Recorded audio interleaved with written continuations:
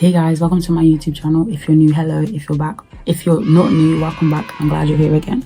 My name is Lola or Lola or Lola. I don't mind what.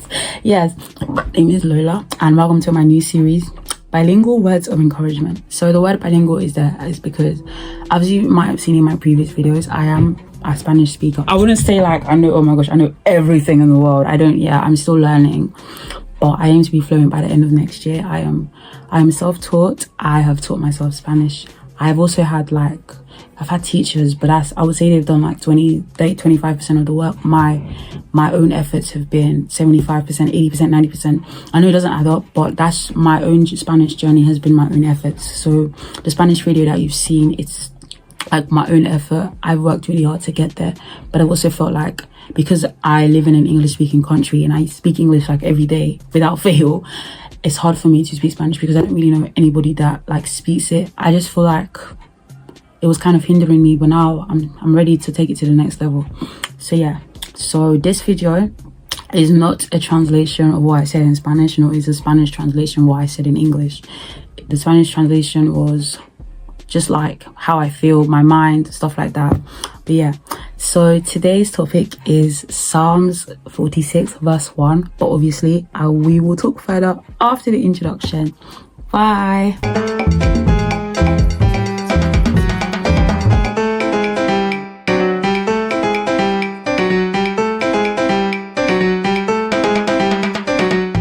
But yeah, this is the English version, and I'm going to do Psalms 46 verse 1, which says, God is our place of safety. He gives us strength.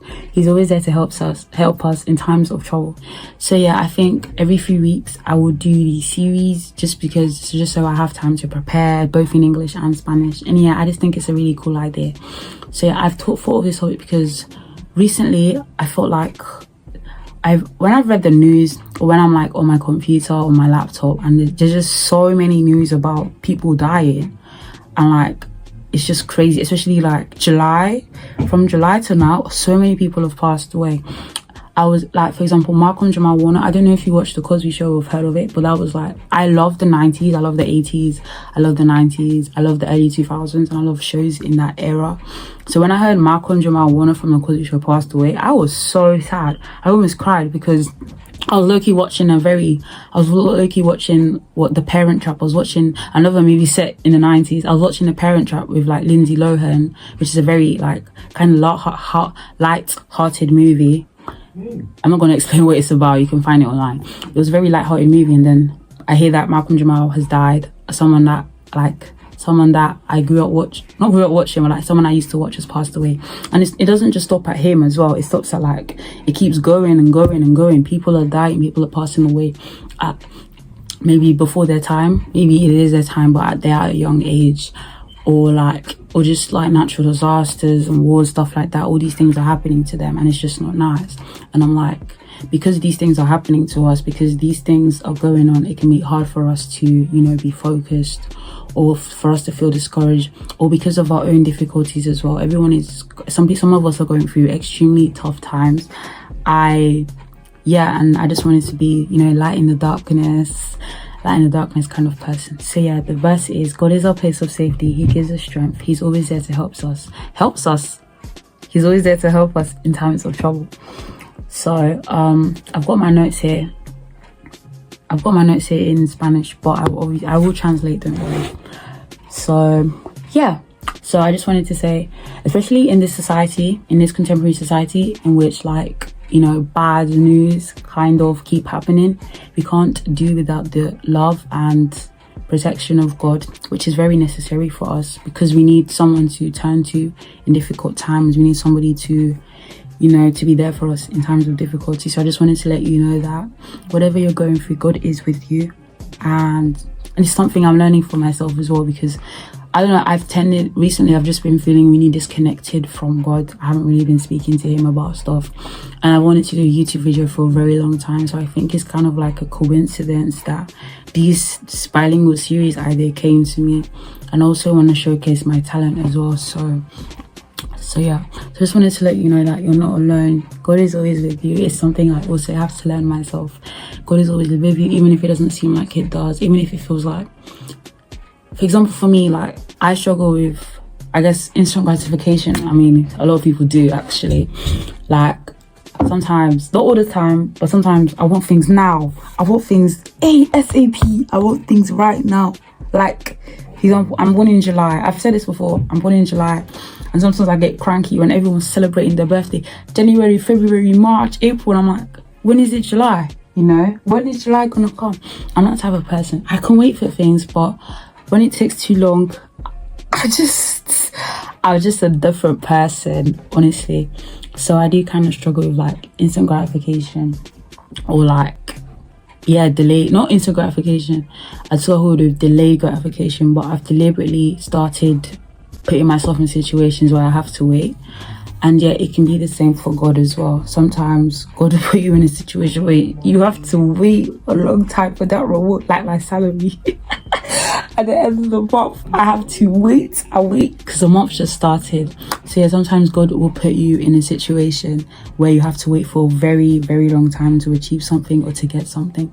And it might seem like the wait is endless. It might seem like the wait will, like it doesn't exist. You know, you're never going to receive this thing that you're waiting for. And because of that, it can be difficult. I have a lot of goals, I have a lot of dreams, I have a lot of wishes for myself, and all these things that I want to do in the future, all these goals, all these aspirations that I have in the future, they're going to take a long time.